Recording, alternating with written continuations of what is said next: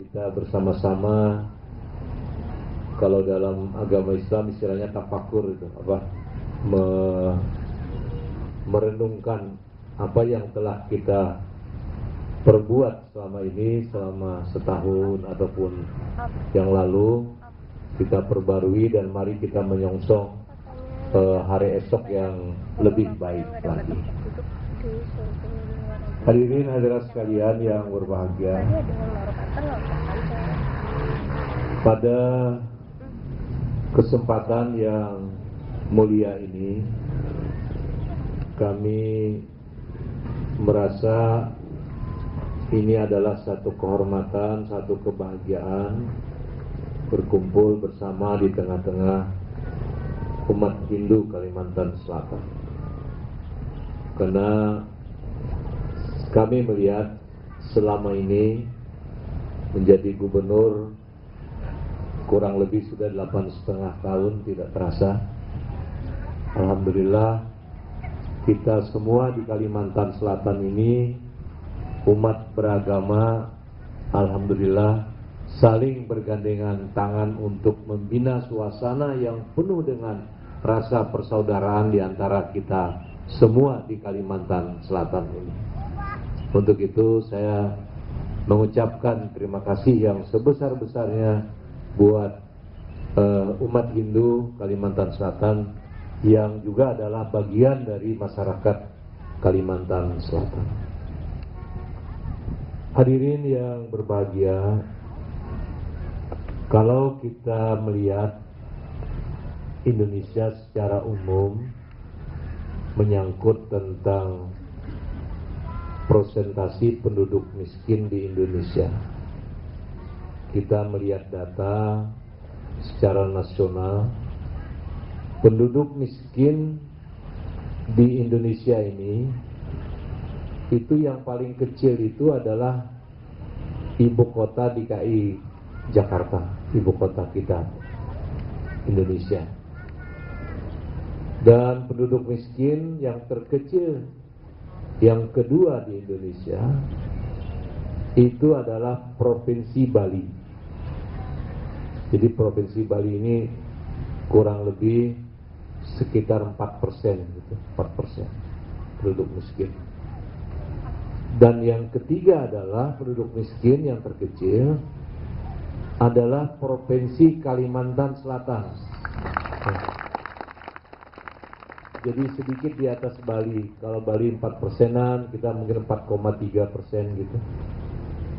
Dan dibandingkan dengan nasional ini 2015 target terakhir dari RPJM.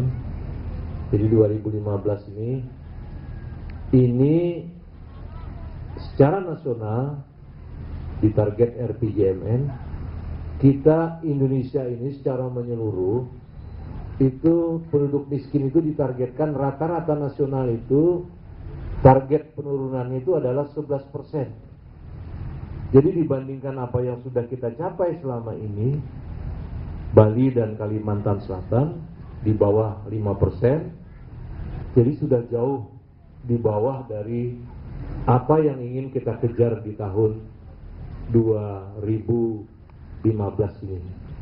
Jadi kalau 2014 ini berakhir kan kita di 2015 artinya. Nah, ini yang membuat kami sebagai pimpinan daerah merasa bersyukur bahwa apa yang kita lakukan bersama di Kalimantan Selatan ini dapat kita rasakan manfaatnya bagi masyarakat kita. Dengan indikator sederhana tadi, jumlah penduduk miskin tadi. Ada provinsi yang sampai penduduk miskinnya 40%. Jadi di bagian timur Indonesia itu 40%. Jadi mari kita sama-sama ini kita syukuri sebagai nikmat yang diberikan oleh Yang Maha Kuasa kepada kita semua. Dan ini adalah upaya di mana kita semua dapat bergandengan tangan, dapat sama-sama dengan rasa penuh persaudaraan untuk membangun Kalimantan Selatan yang kita cintai bersama ini. Tanpa rasa kebersamaan, tanpa rasa persaudaraan, saya yakin kita tidak bisa membangun. Mungkin kita takut mau ke kebun, takut mau ke sawah, takut mau cari ikan, takut mau apa aja yang kita mau kerja, takut semua kita. Akhirnya kita tidak bisa berbuat apa-apa, dan akhirnya kita juga tidak, dari sudut ekonomi juga tidak akan mengalami pertumbuhan, bahkan mungkin akan merosot. Tetapi Kalimantan Selatan ini dengan rasa persaudaraan, dengan suasana yang kondusif, ini kita syukuri bahwa apa yang diberikan oleh Yang Maha Kuasa kepada kita semua ini dapat kita rasakan bersama. Oleh karena itu, pada kesempatan ini kami mengucapkan terima kasih kepada umat Hindu yang ada di Kalimantan Selatan ini, sebagai warga, sebagai bagian dari Kalimantan Selatan ini, yang telah dengan penuh persaudaraan di antara kita semua, kita bahu-membahu untuk membangun Kalimantan Selatan yang kita cintai bersama ini. Hadirin hadirat sekalian yang berbahagia, pada kesempatan ini kami, tadi Pak Made juga menyampaikan kepada kita bahwa untuk tahun 2014 ini dalam rangka penyelesaian Pura Agung Jagatnata ini, kami menyampaikan bantuan 1 miliar rupiah. Jadi mudah-mudahan ini bisa dimanfaatkan dengan baik untuk sarana rumah ibadah ini. Mudah-mudahan ini bisa menyelesaikan ini begitu. Karena kami sisa 1,5 tahun lagi menjadi gubernur. Nah, mudah-mudahan kami bisa melihat Pura Agung Jagatnata ini sebelum kami berakhir masa jabatan gubernur ini sudah selesai. Mudah-mudahan ini. Jadi kalau catatan kami memang benar tadi Pak Made, itu 2011 ada 150 juta kalau tidak salah. Ini 2012 ini tidak ada bantuan begitu pada waktu itu. 2013 ada 500 juta. Dan hari ini kita membantu 1 miliar rupiah, sehingga totalnya itu 1.650 juta rupiah. Jadi harapan kami, kalau juga masih ada kekurangan mungkin sedikit-sedikit dalam rangka finishingnya begitu, nah kami insya Allah akan siap aja untuk kita sama-sama menyelesaikan. Jadi jangan sampai saya selesai jadi gubernur ini punya utang ini, kita belum selesai pura ini. Jadi mudah-mudahan lah 1,5 tahun ini bisa terselesaikan. Nah, saya tidak tahu nanti targetnya selesainya kapan Pak Made ini. Akhir tahun ini ya. Nah, mudah-mudahan kita hadir bersama lagi untuk meresmikan selesainya pembangunan Pura Agung ini.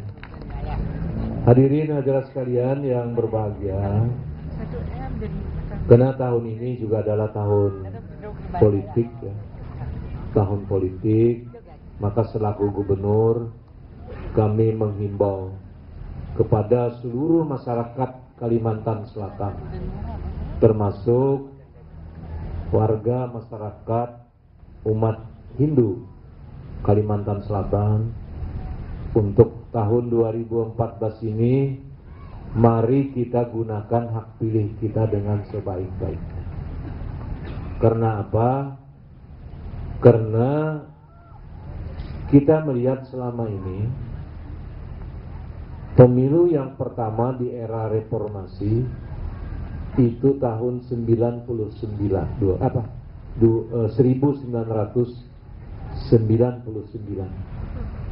Jadi Orde Baru itu berakhir, pemilunya itu terakhir itu adalah tahun 1997. Nah, 1997 di Banjarmasin terjadi apa yang disebut dengan Jumat Kelabu, di mana di putaran kampanye di tahun 97 itu, di hari terakhir kampanye terjadi kerusuhan gitu. Terjadi kerusuhan, ratusan korbannya, kemudian juga pembakaran di sana sini, ada hotel yang dibakar, ada pusat perbelanjaan yang dibakar dan sebagainya. Nah, kita berharap 97 itu, Jumat Kelabu yang ada di 97 itu merupakan yang terakhir bagi kita di Kalimantan Selatan ini. Kita tidak ingin kerusuhan-kerusuhan seperti itu akan terjadi lagi gitu, karena merugikan bagi kita semua. Kita sudah capek-capek membangun, kita berupaya untuk mensejahterakan rakyat kita, masyarakat kita. Hanya dalam sekejap sudah banyak korban dan banyak kerusakan. Nah, di era reformasi tahun 99 kita melaksanakan lagi pemilihan umum yang pertama di era reformasi. Kalau 97 itu 3 partai, di 99 itu banyak sekali partai baru di era reformasi. Dan 99 itu yang menggunakan hak suaranya cukup tinggi, mungkin lebih di atas 80% yang pergi ke TPS. Secara nasional mungkin di atas 80%. Nah, kemudian kita menggelar lagi di era reformasi 2004 gitu. 2004 terjadi mulai penurunan yang pergi ke TPS. Nah, 2009 kita menggelar lagi pemilu, terjadi lagi penurunan yang ke TPS.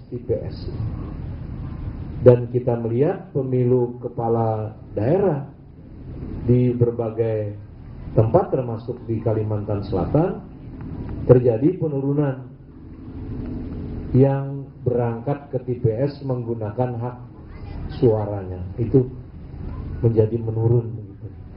Apakah malas, apakah bagaimana begitu, tapi yang jelas dia turun, bahkan hanya sekitar 60% ke bawah begitu. Jadi dia 60% ke bawah. Bahkan ada pemilu kepala daerah di satu kabupaten tapi di luar Kalimantan Selatan, itu pemilihnya hanya 50% yang menggunakan hak pilihnya untuk memilih kepala daerah. Nah, kemudian kita lihat 2014 ini, bahwa di samping adanya tren tadi untuk penurunan ini, ada lagi gerakan-gerakan yang ingin berharap atau menginginkan agar masyarakat itu tidak turun ke TPS gitu, menggunakan hak suaranya. Nah, oleh karena itu ini harus kita lawan, ini harus kita sikapi bersama. Karena kalau pemilu itu diikuti hanya oleh di bawah 50% dari pemilih, nah barangkali kalau istilah orang itu apa kata dunia begitu, hanya 50, misalnya 45% aja, yang 55% tidak menggunakan haknya. Belum lagi dari legitimasi terhadap pemilu itu sendiri. Artinya orang akan bertanya apakah legitimasi tercapai begitu. Nah, karena selanjutnya kita juga kulminasinya, puncaknya itu nanti adalah pada pemilihan presiden dan wakil presiden. Nah, kita akan juga menggelar pemilihan presiden dan wakil presiden itu pada bulan kalau tidak salah bulan Juli ya, karena Oktober nanti pelantikan presiden baru. Nah, oleh karena itu saya mengimbau kepada seluruh masyarakat Kalimantan Selatan, termasuk umat Hindu yang juga adalah penduduk Kalimantan Selatan. Mari kita gunakan hak pilih kita dengan sebaik-baiknya.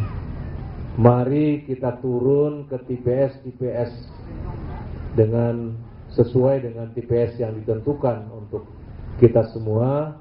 Kita ajak semua gitu untuk turun ke TPS supaya angka partisipasi politik tadi mudah-mudahan bisa naik lagi, mudah-mudahan di atas 60% begitu, mudah-mudahan di atas 70% gitu, sehingga legitimasinya juga tidak diragukan oleh orang lagi. Nah, siapa yang dipilih misalnya, silakan kepada ibu dan bapak sekalian, siapa kira-kira yang kita rasakan menjadi manfaat bagi kita semuanya, silakan. Utamanya bagi umat Hindu ya, siapa yang merasakan, yang memberi perhatian, yang memberi istilahnya tuh support, dukungan, silakan gitu. Jadi mari kita gunakan hak pilih kita dengan sebaik-baiknya, karena